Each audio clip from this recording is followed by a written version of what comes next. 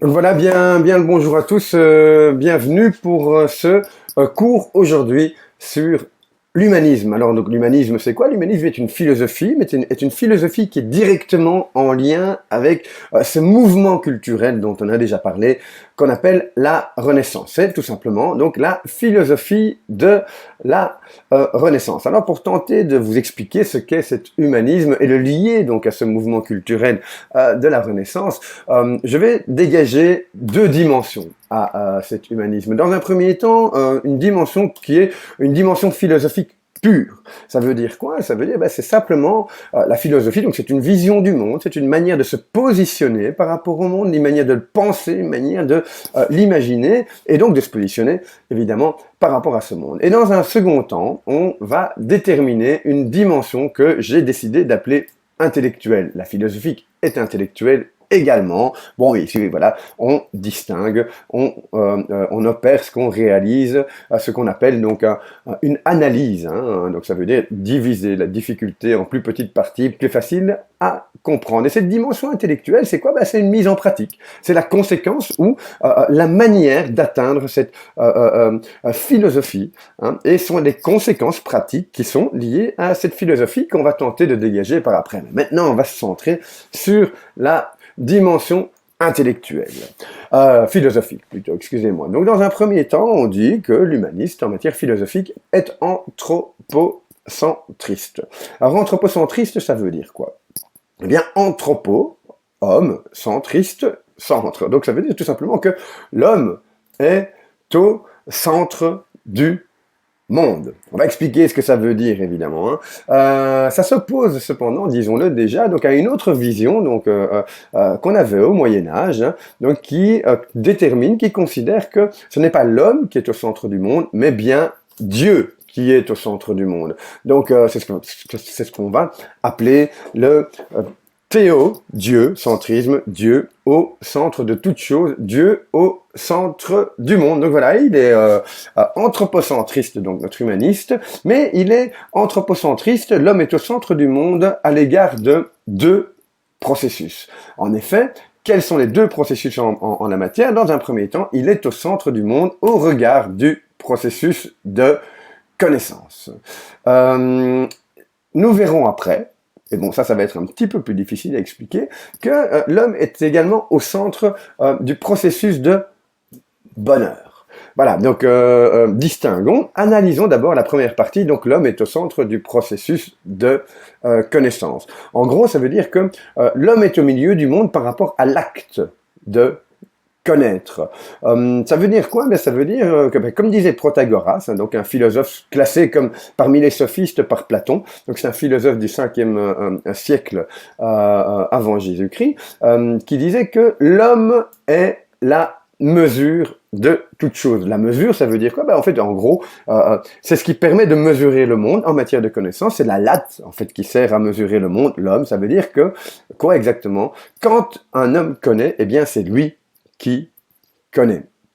Il connaît par lui-même. Ça veut dire quoi? Ça veut dire que même quand on peut donc avoir accès à la connaissance ou connaître dans le cadre d'un cours, comme on le vit régulièrement, ou dans le cadre d'une information dont vous allez disposer, qu'elle soit dans un livre, qu'elle soit à la télévision, qu'elle soit dans le cadre d'un cours, qu'elle soit par vous-même également, en autodidacte, eh bien, dans tous les cas, c'est vous qui connaissez. Vous êtes au centre de ce processus. Prenons un exemple. Le cours ici. Eh bien, c'est vrai que vous diriez, non, c'est vous, Monsieur Arc, qui est au centre du processus de connaissance, vu que vous nous la transmettez, mais c'est absolument faux. En fait, c'est vous qui êtes au centre de ce processus de connaissance. Parce que pour me comprendre, et pour connaître ce dont je vous parle maintenant, vous devez, dans un premier temps, maîtriser la langue française. C'est vous qui la maîtrisez.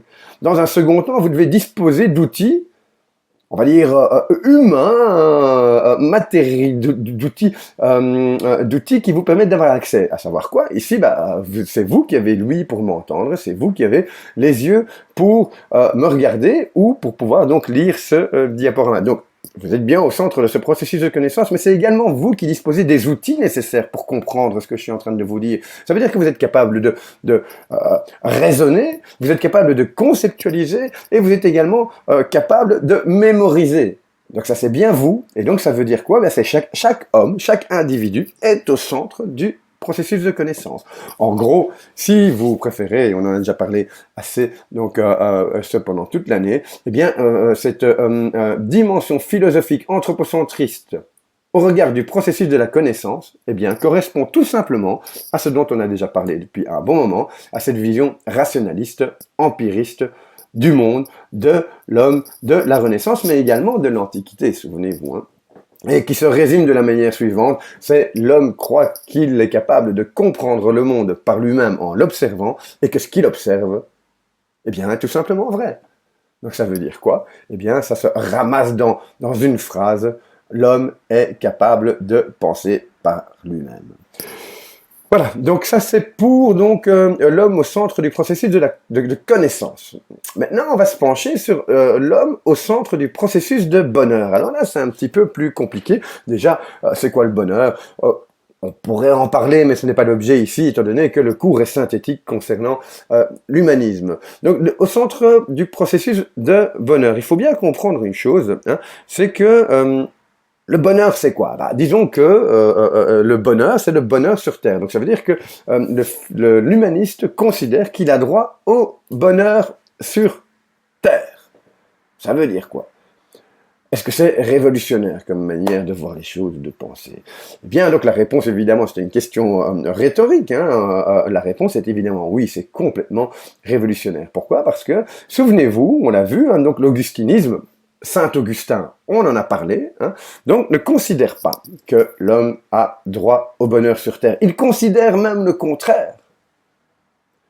Il considère que pour avoir la félicité éternelle, donc ça veut dire que pour être sauvé, pour disposer de son salut, donc ça veut dire quoi? Ça veut dire, ben voilà, donc être accueilli au paradis, eh bien, il ne faut pas être heureux sur Terre, au contraire. En effet, souvenez-vous, Saint Augustin va nous produire un dogme qu'on appelle purement catholique qui concerne ce qu'on appelle les péchés capitaux. Alors pour rappel rapidement, le péché capital c'est lorsque Adam et Ève donc goûtent aux fruits interdits. Et en goûtant aux fruits interdits, qui est le péché capital, ils commettent 3 péchés. Dans un premier temps, le péché, c'est un rappel, hein, donc dans un premier temps, le péché d'orgueil. Péché d'orgueil, ça veut dire quoi? Ben, en goûtant aux fruits de l'arbre de la connaissance, ils ont voulu être les égaux de Dieu. Donc ça voudrait dire qu'être l'égal de Dieu, ça voudrait dire connaître. Hein, évidemment. Donc voilà, donc là, ils ont voulu, ils ont tenté d'atteindre de la puissance, hein, de la puissance divine, hein, qui veut dire connaître. Dans un second temps, il commet également le péché de cupidité. En effet, il avait assez de fruits sur l'arbre de la vie pour pouvoir se nourrir et se sustenter. Il n'avait pas besoin de plus. Néanmoins, il a voulu plus. Donc ça veut dire qu'il a voulu amasser. C'est la cupidité, vouloir plus, vouloir toujours plus. Et enfin, donc, il commet le péché de luxure, Donc, ça veut dire quoi? Ben, ça veut dire pratiquer donc l'acte sexuel pour le plaisir. Hein. Souvenez-vous, j'ai déjà défini. Alors là, c'est un peu plus flou au niveau de l'explication de Saint Augustin. La seule chose à laquelle on pourrait éventuellement se référer, c'est une interprétation exégèse. Hein, donc, puisqu'on parle bien de religion, exégèse égale interprétation, mais en matière de religion. Eh bien, c'est une exégèse qui dirait quoi? Ben, le texte religieux dit en goûtant aux fruits interdits, Adam et Ève virent qu'ils étaient nus. Ça voudrait dire quoi? Ben, ça veut dire ils virent qu'ils étaient nus. Avant, ils ne le voyaient pas, ou en tout cas, ça les intéressait pas. Ils n'avaient peut-être ça tout simplement pas. Et c'est là l'exégèse, la conscience de leur différence. Leur différence qui peut avoir comme conséquence l'attrait, l'attirance pour cette différence. Donc voilà, ça c'était Saint Augustin de manière, par rapport aux péchés capitaux, de manière très très succincte. Alors donc souvenez-vous, il dit que tout homme naît entaché de ce péché originel. Ça veut dire quoi? Eh bien ça veut dire que tout homme sera damné. Damné, ça veut dire pas sauvé, pas aller au paradis, puisqu'il est entaché par ce péché originel. Donc ça veut dire qu'il va devoir passer une vie entière à tenter d'obtenir le pardon par rapport à ce péché originel qu'il n'a pas commis. Et pour obtenir ce pardon, il doit prononcer, au regard des 3 péchés, il doit prononcer 3 vœux. Péché d'orgueil, le vœu d'humilité. Le péché de cupidité, c'est le vœu de pauvreté, et le péché de luxure, c'est le vœu de chasteté. En gros, quand on regarde cupidité, donc bien-être, argent, moyen de subsistance, hein, de se faire plaisir éventuellement, la luxure également, donc ben, c'est la chair, c'est ce qu'on peut appeler le péché de chair, mais c'est la chair, c'est l'acte charnel, hein, donc tout ça, c'est le plaisir en fait. Hein. Et l'homme, avant l'humanisme, n'a pas droit à ce plaisir sur Terre. Au contraire, il doit faire exactement le contraire. Il doit s'en détourner. Eh bien, c'est là que l'humaniste n'est pas d'accord. L'humaniste, il exige d'être heureux sur Terre. Pour rappel, pour contextualiser, je rappelle quand même que les humanistes sont encore fort catholiques, hein, fort croyants. Hein. Donc ça veut dire que ce processus de détournement donc du dogme catholique lié à Saint-Augustin va être progressif. Ils vont pas tout de suite être là à jouir des plaisirs de la vie, de la matière et de la chair. Non, c'est pas ça. Hein. Ils vont se positionner comme ça. Je rappelle que c'est une philosophie. Ils vont dire non, l'homme a droit au bonheur sur Terre, et le bonheur sur Terre, c'est par le biais du plaisir. Maintenant, juste un petit clin d'œil au centre du processus de connaissance. Bon, alors je vais utiliser des stéréotypes assez plats ici en la matière, mais c'est juste pour que vous compreniez, le plaisir également, l'homme est au centre du processus de plaisir et donc de bonheur. Hein. Pourquoi? Parce qu'en fait, quand on ressent du plaisir, c'est l'homme qui ressent du plaisir. Hein. Donc cette idée de dire j'ai mal à mon genou, hein, non, on ne dit pas j'ai mal à mon genou, il s'agit d'un pléonasme, plus exactement un pléonasme syntaxique, c'est-à-dire dire deux fois la même chose. Tu peux pas avoir mal au genou de ton voisin. Donc l'homme est bien au centre du processus de plaisir et donc du bonheur qu'on peut avoir sur Terre, puisque le bonheur sur Terre est directement lié au monde sensible, au sens, et donc à la chair et à la matière. Voilà, donc j'espère que j'ai été clair donc dans cette dimension philosophique de l'humanisme. On va aborder maintenant cette autre dimension donc de l'humanisme que j'ai appelée la dimension intellectuelle, donc qui est la mise en pratique, pour atteindre cette dimension philosophique, ou la mise en pratique qui est la conséquence de cette dimension philosophique. Donc, qu'est-ce que ça va entraîner? Voilà. Et au niveau de sa dimension intellectuelle, l'humaniste veut tout savoir sur tout. Évidemment, puisque au regard du processus de la connaissance, donc il est la mesure de toute chose. Eh bien, s'il veut comprendre le monde, s'il veut le connaître, il doit tout savoir sur tout. Il doit apprendre toute chose et ce sur toute chose. Alors là encore, donc au regard à nouveau de ce processus de connaissance, hein, donc c'est lié à la dimension philosophique anthropocentriste dans le processus de connaissance. Hein, eh bien, en matière de connaissance, où peut-on connaître? Quels sont les outils pour connaître? Alors je rappelle qu'on est au XVe siècle, alors ne parlons pas de cinéma, ne parlons pas d'internet, parlons de ce qui existe à l'époque et de ce qui est produit. Hein, et donc on peut apprendre dans un premier temps, à l'époque, dans les livres. Et c'est ce qu'on va appeler une connaissance livresque. Ils veulent lire tout ce qui a été écrit pour avoir la connaissance la plus générale et la plus globale, et donc humaniste comme on dit, du monde. Et ce, en toutes choses. Ils vont lire tous les livres. Le problème avec les livres, évidemment, quand on veut lire un livre, d'abord il faut savoir lire et écrire, d'accord. Mais pas seulement. Il faut également pouvoir lire dans plusieurs langues. D'autant plus que l'humaniste veut avoir accès directement à ce qu'on appelle la version originale d'une œuvre.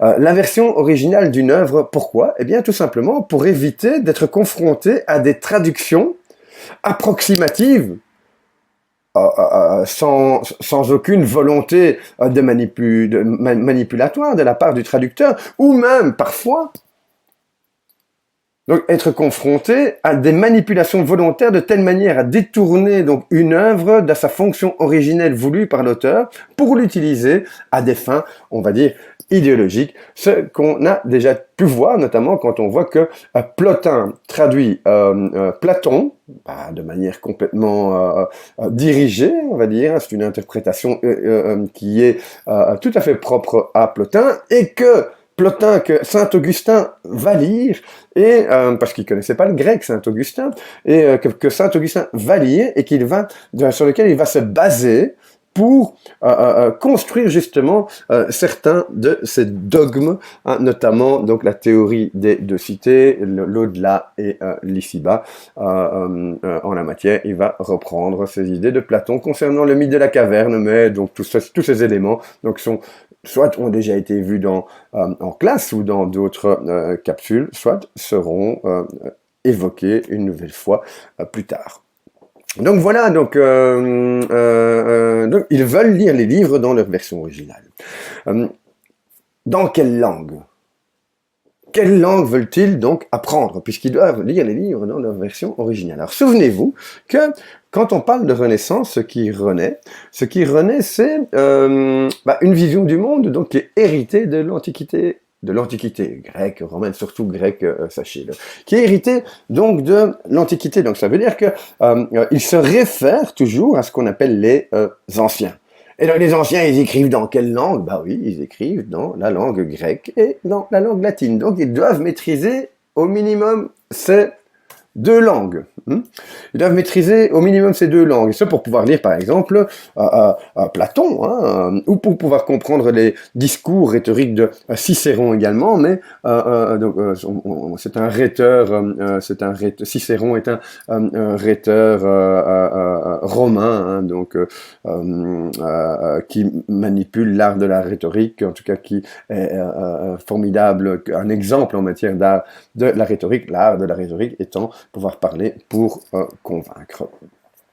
Donc voilà, ils veulent apprendre ces deux langues-là, le latin évidemment, mais ils veulent également, donc en tant que bonhommes de la Renaissance qu'ils sont, donc latin, grec, parce que ce sont des hommes de la Renaissance et qu'ils admirent et qu'ils se réfèrent à l'Antiquité, je répète. Mais également d'autres langues, l'hébreu notamment. Il y a des textes religieux qui sont écrits en hébreu. Et donc, ils veulent avoir accès au texte original. Et donc, ils vont lire l'hébreu également, ils vont l'apprendre. Mais également l'arabe. Alors, souvenez-vous, l'arabe, peut-être un petit peu particulier. Pourquoi l'arabe? Eh bien, tout simplement pour pouvoir lire les textes religieux, donc liés directement à l'islam. Alors pour évoquer deux textes, celui qui est le plus connu, donc c'est le Coran. Celui qui est nettement moins connu, c'est la Sunna qui va donner son nom au sunnisme. Alors je ne vais pas expliquer maintenant ce qu'est la différence entre le sunnisme et le chiisme, mais toujours est-il que donc ils veulent lire ces textes religieux ici, donc Coran, Sunna, mais également des textes scientifiques et philosophiques. Je rappelle quand même que le monde arabe a été, dans un premier temps, l'héritier, en tout cas les gardiens donc de tous ces savoirs de l'Antiquité, en plus de, évidemment, de l'Empire romain d'Orient qui n'a pas encore chuté. Mais dans ce monde arabe, on va les faire évoluer également. En effet, donc en matière de mathématiques, souvenez-vous, en tout cas, on dit que ce sont les Arabes qui inventent l'algèbre. En matière de médecine, je vous avais parlé des théories daviciennes, donc notamment la théorie des 4 humeurs. Bon, c'est la seule dont je vous ai parlé. Il y en a d'autres évidemment, mais il s'avère que donc ils font évoluer donc ces connaissances. Ils ne se contentent pas d'en être les gardiens. Ils pensent également et ils les font évoluer, et donc voilà, l'auteur, l'humaniste, veut également donc apprendre l'arabe pour lire ses textes religieux, mais également philosophico-scientifiques. Alors donc, évidemment, un autre problème va se poser, souvenez-vous, donc on est au XVe siècle, et bien pour lire un livre, il faut au minimum disposer du support matériel, il faut le livre. Ah bah oui. Et souvenez-vous, à l'époque, il n'existait pas tellement de versions de livres. Une version, 2 versions, 3 versions. Elles étaient précieuses. Alors quand tu voulais avoir accès à ce texte, Tu devais ça te faire l'envoyer, mais attention, hein, je vous l'ai dit, ces textes sont extrêmement précieux, ils sont conservés, donc ils sont pas envoyés comme ça par les routes peu sûres, hein, de telle manière à ce qu'on les perde définitivement, éventuellement. Hein. Donc non, hein, il faut... ou alors, tu peux voyager, on peut voyager pour aller lire ce livre, mais alors une vie d'homme ne suffit pas à lire l'ensemble des productions. Déjà, actuellement, une vie d'homme ne suffit pas à lire l'ensemble des productions, mais là encore moins facilement, étant donné que ça supposerait d'être en voyage pendant toute sa vie. Donc il fallait donc une nouvelle technologie, et cette nouvelle technologie, justement, donc va être inventée. Donc on est à la fin de la première moitié du XVe siècle par un homme qui s'appelle Gutenberg, et cette technologie s'appelle tout simplement l'imprimerie. L'imprimerie va permettre de pouvoir imprimer, éditer, donc, plusieurs versions d'un même texte, et donc de les rendre accessibles au plus grand nombre. Donc on peut dire que sans imprimerie, l'humanisme au regard de cette dimension intellectuelle, tout savoir sur tout, n'aurait pas été possible. Merci Gutenberg. Donc voilà, ça c'est la dimension donc livresque. Alors donc vous voyez, il y a écrit en orange également ici encyclopédique, j'ai oublié de vous expliquer. C'est vrai qu'aujourd'hui quand on parle de tout savoir sur tout, mais par le biais de livres, on parle d'une connaissance encyclopédique. Alors donc on peut pas le dire au XVe siècle avec les humanistes, hein. Mais j'explique quand même que c'est en lien.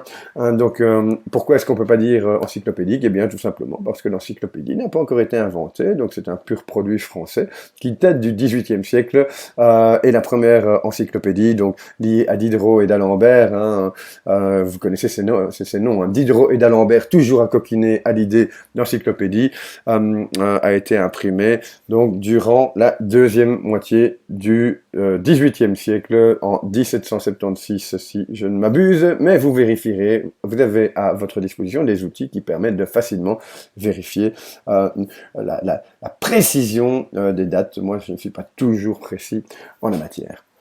Donc voilà, donc ceci pour expliquer. Et également, donc une dimension. Donc d'un côté, tout savoir sur tout, donc il y a une connaissance livresque, mais on peut également apprendre dans quoi? Dans les livres, mais on peut également apprendre dans le grand livre de la vie. On peut apprendre dans le monde qui nous entoure. Le monde qui nous entoure, et on va appeler cette connaissance une connaissance empirique. Donc c'est directement lié à la vision rationaliste empiriste, hein. Donc on a vu donc dans la dimension philosophique au regard du processus de connaissance. Donc cette connaissance empirique, eh bien ça veut dire que on va apprendre quoi? Dans le monde qui est autour de nous, mais par le biais de l'observation. Souvenez-vous, l'empirisme, donc excusez-moi, l'empirisme donc concerne est lié donc à l'origine des connaissances. Ça veut dire où est la connaissance, d'où vient-elle, est-elle à l'intérieur de moi, à l'extérieur de moi. L'empiriste considère que que tous les hommes naissent comme une tabula rasa, une table rase, donc vide de connaissances, et qui vont devoir se remplir de connaissances. Et par quel biais? Eh bien, par le biais des 5 sens et de l'expérience. Hein.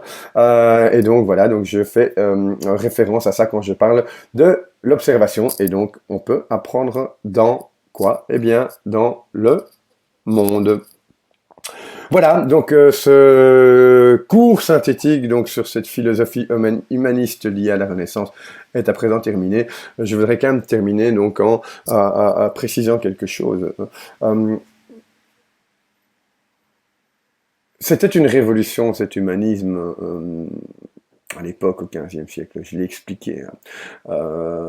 Surtout par rapport à cette opposition au théocentrisme.